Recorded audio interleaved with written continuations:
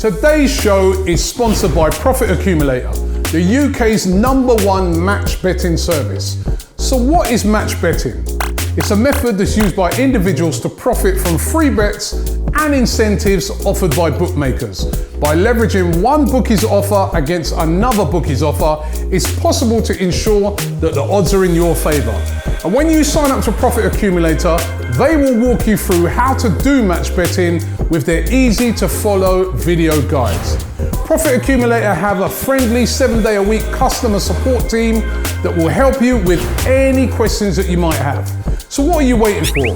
Click the link in the description and you can start your Profit Accumulator journey today and you won't regret it.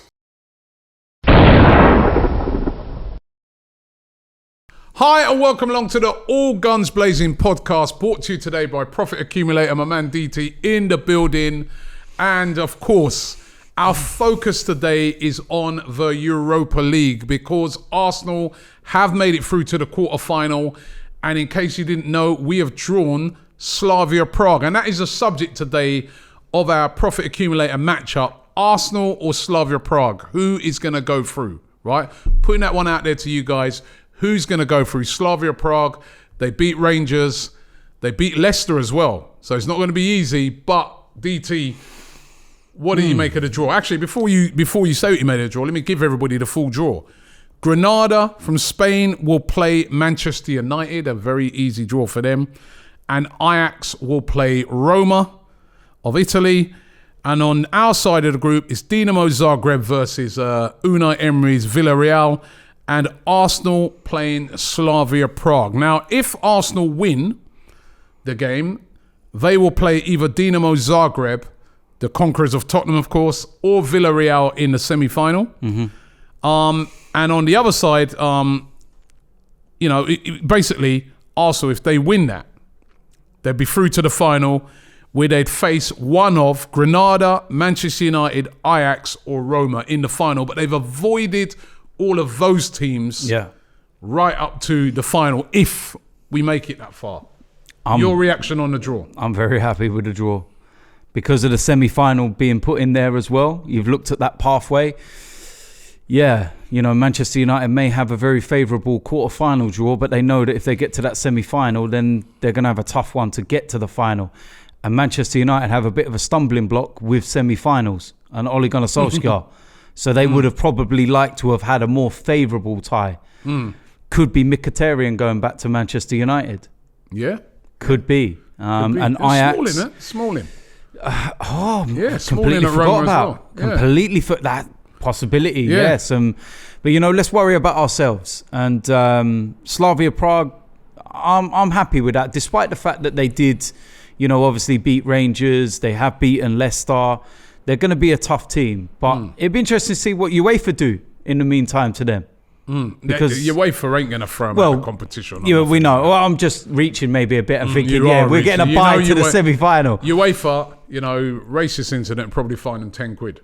You know what I mean? Or something like that. But listen, I'll tell you one thing. If Arsenal, the players don't understand, what I will say is that, the Rangers player in question, Glenn Kamara, he played for Arsenal. Played for Arsenal. He was in our academy. Good player as well. Yeah. Man. So, little subplot there. Go and do it for him. Do it for Glenn. Go and do it for him. And listen, we played Slavia Prague twice. Champions League. Drew 0-0 away, but we beat them 7-0 at home. Yeah, I remember that. Yeah. But okay, it was a long time ago. Yeah, but still. Let's remember, Slavia Prague knocked out Leicester. So it must be a good team because Leicester are above us in the Premier League. Leicester have been one of the best teams in the Premier League this season, and over 2 legs they knocked them out. Yeah, it was 0-0 at home. That's the warning signs. That's the warning signs for Arsenal. Massive warning signs, but it was 0-0 in their ground against Leicester. And at the time I said, no away goal, that's not great. And then I felt Rangers got a brilliant result, out there with a 1-1 draw.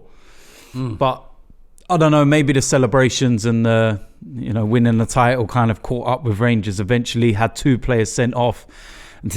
One of them, I tell you, have you seen the state of the goalkeeper's face? That was. I mean, I've heard of a high foot, but I know. that was like UFC. That's like, I mean, Bruce Lee would have been happy with that. That was like, Crazy. wow, that was, yeah. But look, we've got to be able to take care of business, and then we're then going to be, looking at the possibility, because don't write Dynamo Kiev off. Is it? No, not Dynamo Zagreb. Sorry. Yeah, I'm going to have all their fans going mad. Don't you dare compare the two. But Zagreb, they're going to be so like on another level at the minute because of what they did to Spurs. I know, it's still funny, isn't it? By the way, as before, could you believe that? You know what? I was speaking to you in last week's podcast, and I said about the fixtures being rearranged because Spurs were meant to play at home second leg, but because we were the FA Cup winners, and you were like, nah. And even I was kind of reaching like, yeah, but going away after the North London derby might be difficult. Maybe the defeat we gave them in the North London derby flattened them a little bit more than they actually thought, but I never, for the life of me. You know what? This here, that game the other night shows you exactly why there is no room for complacency in this tournament. Anybody looking Massively. on it, Slava Prague, Dynamo Zagreb, stop it right now, because Tottenham were 2-0 up. No away goal conceded. That means when they went to Zagreb, all they had to do, if they scored one goal, probably would have been a dead game. Because that then means that they'd have to score 4. That's all Tottenham needed to do, score with the firepower they got. 1 goal, and Dinamo Zagreb would have had to have scored 4 goals. And look how brave Zagreb were. Look how they went for it. And look how 3-0. Embarrassing. You know what? It was the perfect game plan because they got in at half-time 0-0. Absolutely fine. Nothing changes. Then they get that goal on around about the hour mark. And you're thinking, right, they only need 1 now. And they were just patient. 6-7 minutes from time, brilliant attack, cut back, bang. And then, do you know what? This is the one thing. I want to bring this point up now. We're in European competitions as well. And I believe that we're away for... Home in the first game. Yeah, first away game, in the second game. Away in the second. And then in the semi-final, I think that we're away first and home second. I think. This away goals rule. It's a joke. Right, now hear me out on this. It's a joke. I got no problem with away goals rule over 90 minutes. All right, in the first leg, if you're the team at home in the first leg, you can't concede an away goal for 90 minutes. You go as the away side second. If the scores are tied, you go into extra time, and the away team have an extra 30 minutes to try and get an away goal. I've been saying this for years. I remember, even when we were in the Champions League, and people would be getting at me sometimes saying, "Oh, come off it! You're out." I'll say no. It's such an unfair rule. Even though I was glad it happened to Tottenham. Yeah. But it is such an unfair rule because basically, like you said, that team playing in that second leg has a further 30 minutes in which to score a goal that doubles up. Yeah. That can't be right. No, it can't. It can't be right. And they still persist. They should end it in extra time. Yeah. If the scores are level after the 2 legs, you can say, right, these 2 teams have been evenly matched over 2 games. We now go into extra time. Away goals avoid. It's just... Yeah. If Which, you by the way, score. even had that not have been the case, Zagreb would still have gone through because they won 3-0. So they would still have won. They would have still won 3-2 on aggregate.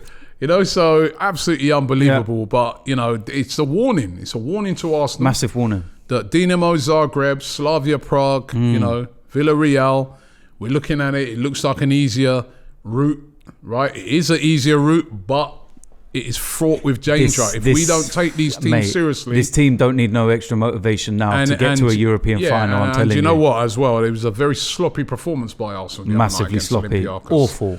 Terrible performance. Danny Ceballos, I don't know what it is with him in the Europa League, but... Don't play him in the Europa League again. He seems to want to give the ball away at any given time. We lost the game, remember? Yeah, we did. Which is a game we should never have lost. We had so many chances. That's the other thing. When it comes to those games, we have to be clinical. Yeah, have to be. Oh, mate, we can't be missing it. We were so poor, but yet we should have still scored 3 or 4 goals. Yeah, Aubameyang should have had a hat-trick. Oh, mate, but this is why I don't mind playing away second. I actually don't, because I The feel job was that done, wasn't it, with the 3 away goals? I get the idea of moving forward, us playing away second. I actually don't mind it moving forward, because I get the idea of playing home second should be an advantage, the home and all the rest of it. But this is not a normal season. You don't have fans there. So how's it an advantage? I think it's quite an even playing field. I think it's an advantage to play the second game away. Yeah, because you got that away goal. Right? You already know what you got to do. Yeah. So if that team's come to your place and say they scored 1 away goal, you know that 2 away goals, and so you know what you got to do. Yeah, exactly. So that's why I'm looking at it and saying, play against Slavia at home first, and then we play them away, and then obviously everyone wants to see the possible Arteta, Emery. Mate, I don't know if I could handle that.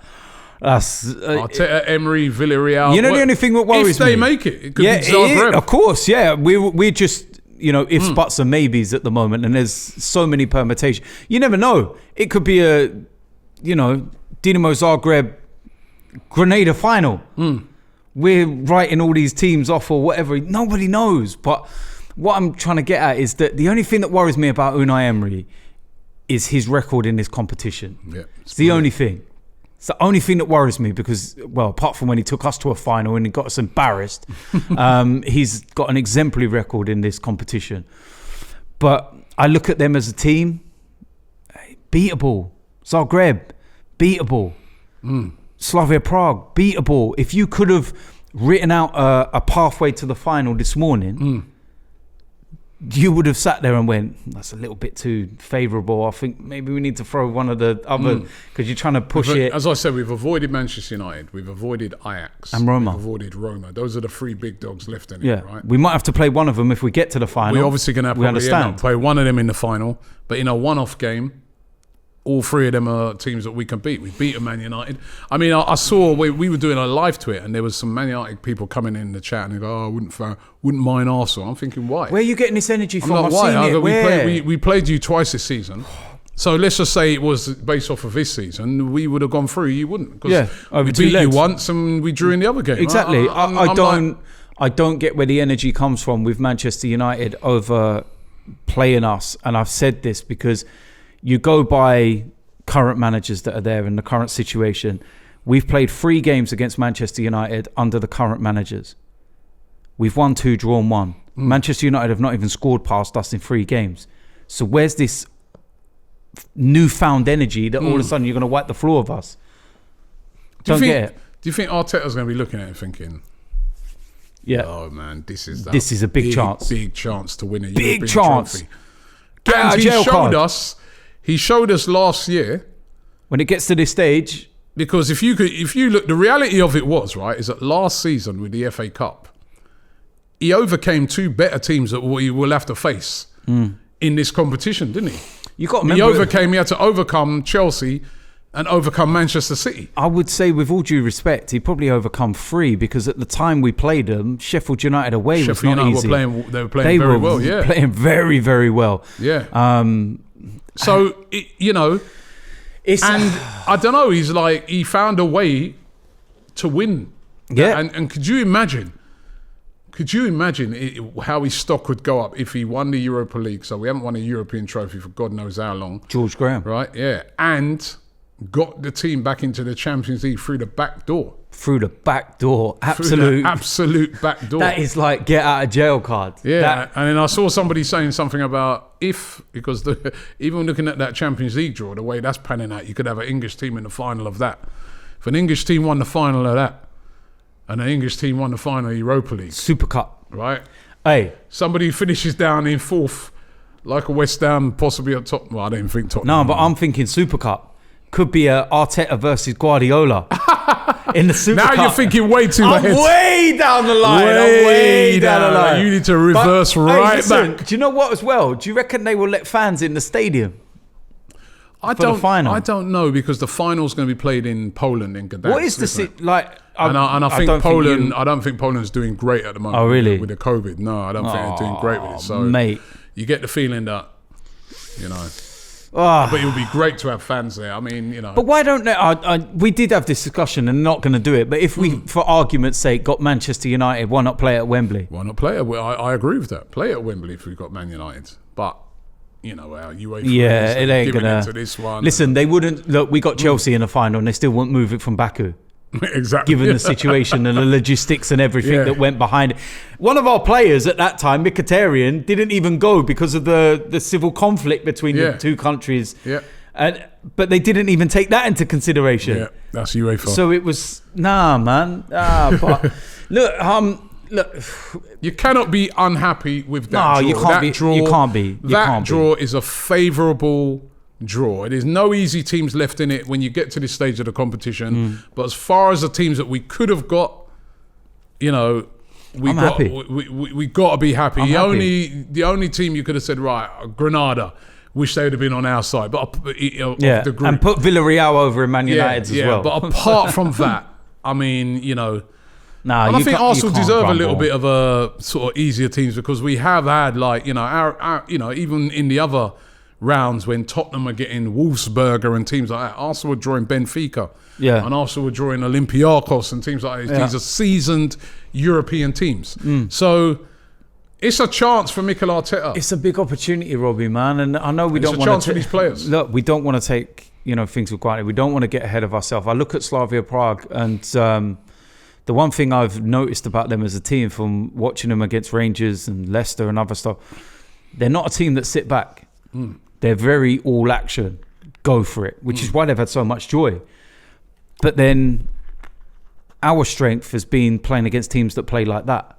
Come and attack us so that we can do that no risk, no reward kind of football and play around the press and then be on. In the Europa League, it's been pure risk. Yeah, pure risk, end of word. But so, you know, unless they change their style, which I don't think they would. I think it could be a very entertaining 2 legs, you know. So these players, man, you don't need any opportunity, any telling what this means because you've had a disastrous season. Yeah, the season's like, you're not going to be getting in the Champions League. You've got yourself a get out of jail card here. Massive get out of jail card. Just like last season with the FA Cup. Go and grab it with both hands, man. Go and grab it, man. So that, you know, that's a great opportunity, and of course, it's back to the Premier League this weekend. Yeah, and it doesn't get easier either. 5th place, West Ham United. You say that as all the West Ham fans have been reminding me, London's #1 team this season. Would you say that is? They are 5th place. Yeah, I know they are. And listen, fair play to West Ham. They've had an unbelievable season. I didn't predict that they were going to be. I don't want one of my teams to be relegated. And I think maybe if fans were in the stadium, they wouldn't be having a good season as they are, with all due respect. They've got quality players, though. I know they've got quality players, but sometimes, you know, some of the West Ham fans that I know, they've said that maybe not playing in front of fans and people running on the pitch with corner flags and planting them in the centre circle has actually done them good. Because there's not that many whispers about the owners at the moment. And David Moyes, he was under a lot of pressure. Moyes has done brilliant. He's fantastic, and all due respect. But what I will say is that our record against West Ham is phenomenal. It is away from home. Yep, it is. It is phenomenal. So I think I actually heard James talking about a statistic in one of the other shows. I think he said something like it's the team that we've beaten the most in the Premier League. Yeah, and you know, I think we've got more points in the London derbies this season than any other team. That's right, yep. So we can look at that and go, there are positives. But they're going to be fresh. We've just had a Europa League game. Yep. Tottenham last weekend, Europa League game. Yep. However, we did make a load of changes. So yeah, and the last 2 games that we've come off the back of Europa League games, we've played Leicester away and we've played Tottenham. And we've won. And we won. So there should be, and I think the fact that there's no injuries really, there's no, you know, nobody badly injured or nothing like that. No. We've got a real full squad to pick from, you know, bodes well. Now, if Arsenal, I mean, I want to see, listen, we've got these big games coming up in the Europa League. We've got Liverpool coming up after the international break, then that Europa League game.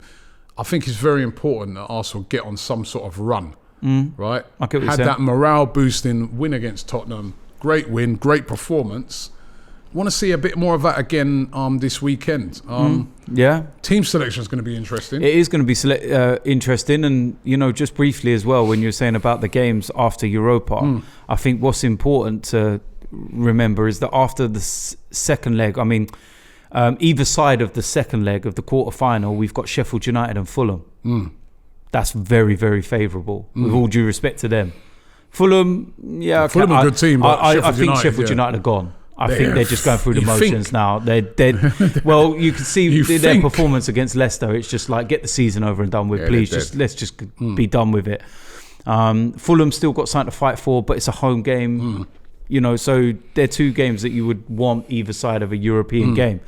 But yeah, we need to, go on a run in the league. Get that run going. Go a run in the league, get a bit of confidence up, get the team playing, because there's still sloppiness to our play, There's lots to play for still. There's places to play for. Players, you're talking about players talking about this European progression and going to a semi-final.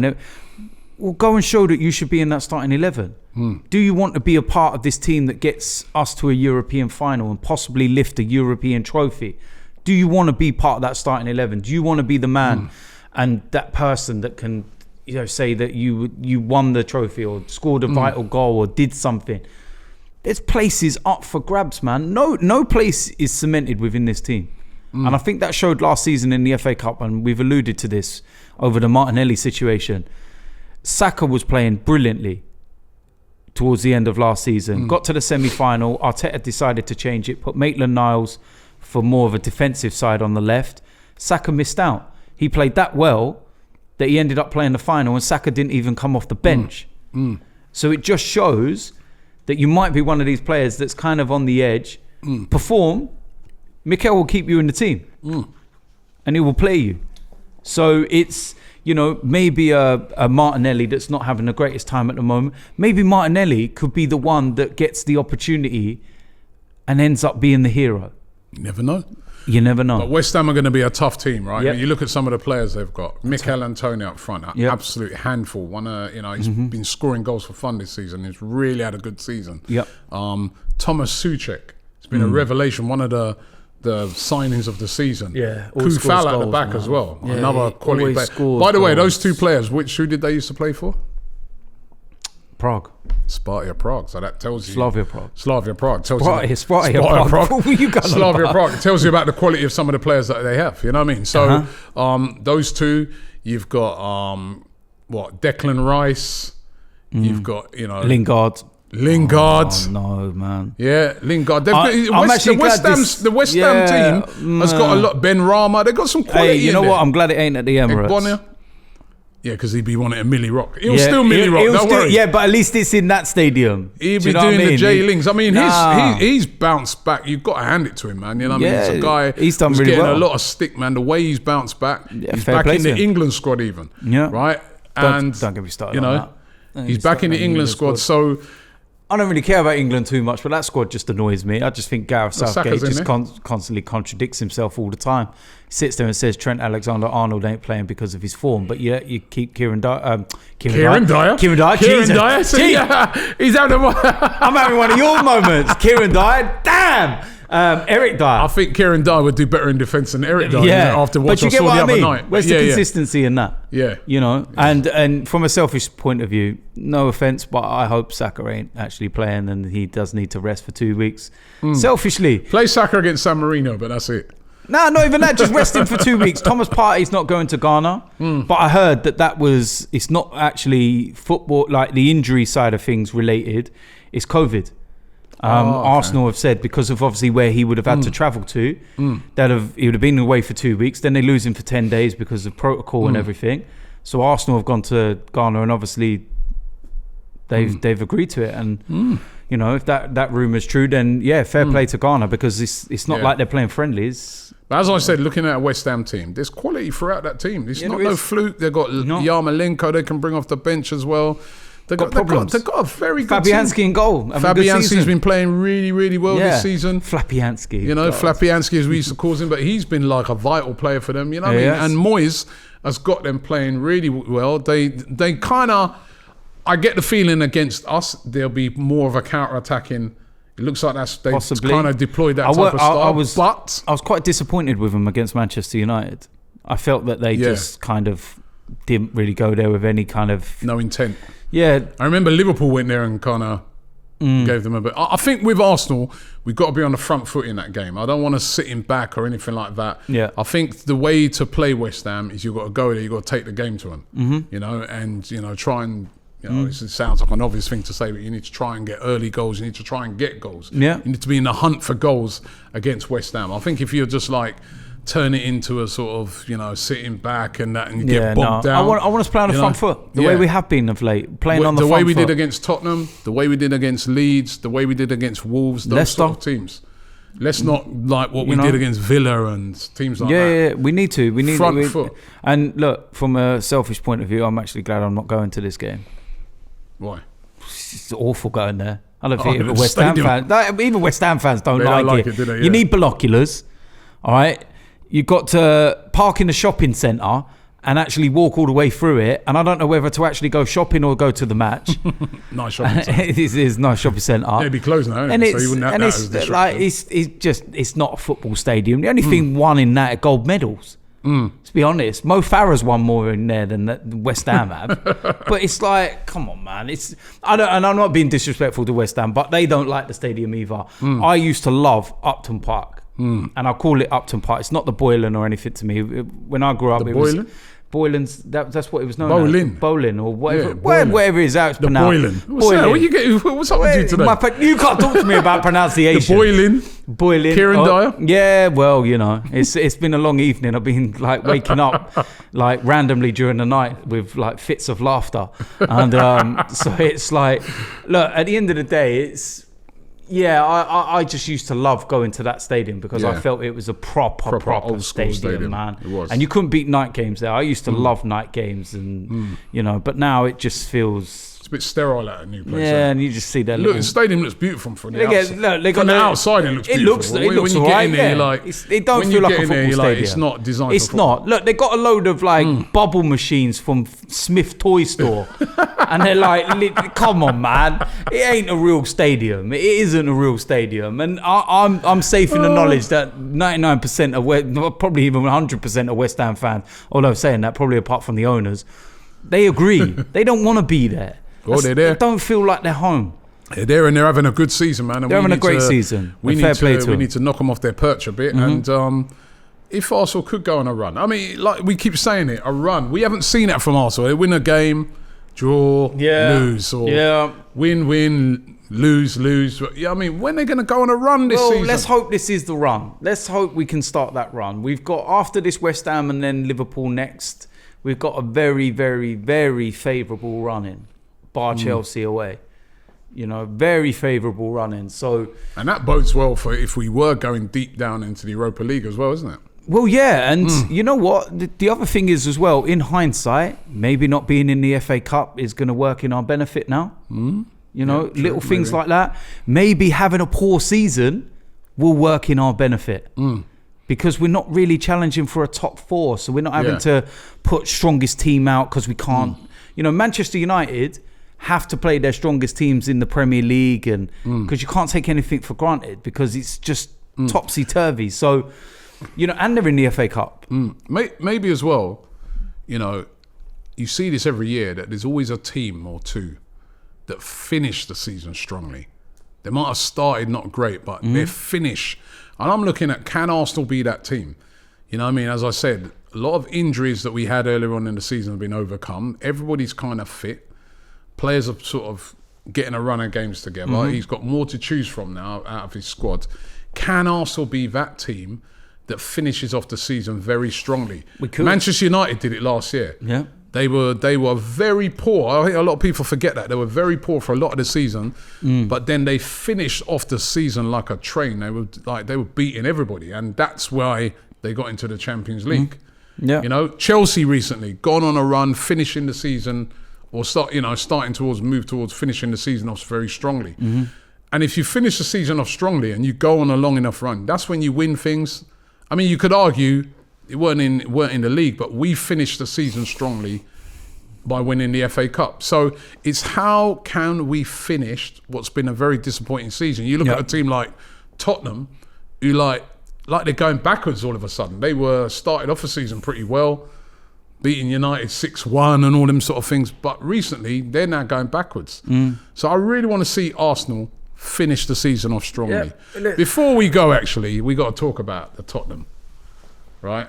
Obviously, North London derby, right? I found myself talking more about the Dinamo Zagreb game because North London derby, they came. I mean, we done a number on them. We were by far the better team, weren't we? By a million miles. Look, it was only a week ago that we were sitting in here and we had to listen to all of that nonsense in our ears about they've just won 5 games in a row, Happy Gilmore's back and all this, that, the other, and what they were going to do to us. And I remember sitting there and saying to you, we're the favourites for the game. And you were like, no fans. And I was like, don't matter. We're the favourites. No fans. And everyone still kept on grabbing that no fans. I was like, I'm sorry, but Spurs are Spurs. They are literally what you've just drunk. Bottle jobs. And it's like, we've seen it for how many years? Throughout my lifetime, it's all I've ever seen is just Spurs, just being they got a Spurs. mental block they have, man. They got a serious mental block. Listen, it is what it is. And we were by far the dominant side. Absolutely, by a million miles we were the North dominant London side. derby. And you know what, going into that, well, up until, the other night, I was thinking to myself, I bet you any money they're going to get another crack at us. Because I'm thinking Spurs are going through against Dinamo. Yeah. So I'm like, I can just imagine us having to face them 2 legs. It's all back on again, all the stress of the North London derby. And I was like, I really don't want that. I don't want to play them again. No stress. I'm like, we played them now. We beat them. I don't want to play them again for the rest of this year. Yeah. I don't want them. It's done. Right? And to see them get knocked out after being 2-0 up. So poetic. It was unreal. Look, at the end of the day, they're out. Don't need to worry about them in that respect now. We did what we needed to do to them. And, I think that they need to be worrying about, other things closer to home. Does Harry Kane actually have any ambition? If he does, he will put a transfer request in at the end of this season and he will leave Tottenham. Even if they won the Carabao Cup. Harry Kane is 27. He's won less trophies than Yaya Sanogo. Fact. Simple facts, though. Yeah. Simple facts. And that if he's going to be this player that everyone, puts him up to be, and don't get me wrong, he is an unbelievable player, and he proves that season. Unbelievable player, but as I said to them Tottenham guys when I was on that podcast the other day, they were saying he's one of the all-time greats around at the moment. How? And I said to them, he's not. I said, to be one of the all-time greats or to be one of the great players around at the moment, you've got to lead your team to win things. Of course you have. And he hasn't done that. And they're like, he ain't had the chance. What are you talking about? I go, the season when Leicester won the league. You lot should have won the league. He should have led you to that time. And they still finished below us that season as well. Exactly. They finished 3rd, right? You've got to semi-finals before. He's not led you to nothing. You got to the final of the Champions League. He didn't lead you to nothing. Until he does that. This is the thing. It doesn't matter what manager looking at Spurs, they ain't gonna get nowhere near nothing like that right now. And I mean, Carabao Cup to me, I don't even think their fans are getting gassed up about. They're not. Harry Kane should be gone by the end of the season. If they don't win that Carabao Cup, surely he's got to move on. The only thing about it, got any ambition. The only thing about it, who can afford him? His contract's gone right down now, so it ain't going to be what they thought it was. It'd still be about 100 million. And would you, if you've got on a 27-year-old? Yes, you would. You've got 100 million to spend. No, if you've got 100 million to spend, right? If I was a team, I've got 100 million to spend for a striker. I'd go and get Haaland because he's younger. I think he's going to cost more than 100. He costs more than Kane. I think it'll probably be about 140. Hasn't he got a release clause of about 60 million or something like that? No idea. So, his wages if he's got a release clause, then fair enough. But Harry Kane would be very expensive as well. Listen, he would be, but you'll get goals. And at the end of the day, if he's got any ambition, he's got to leave them. He will have to leave them because he will... I think even their fans, if they've got any ambition, they need to leave. Mate, at the end of the day, look, we've said it with Kane. You will never go down as one of the greatest if you don't go and win the trophies that the greatest have won. You know, I see a statistic the other week saying, he's nearly caught up with Thierry Henry's amount of goals. Or I was like, tell me when he's caught up with his trophies. Yeah, Thierry Henry. Let's take the World Cup and the Euros out of it, because he played for France and he's English and we don't nearly do anything. Let's go and look at domestic trophies. From Premier Leagues to FA Cups to Champions League to all these different trophies, man. Get out of it. Harry Kane's won an Audi Cup. Even Aubameyang, right?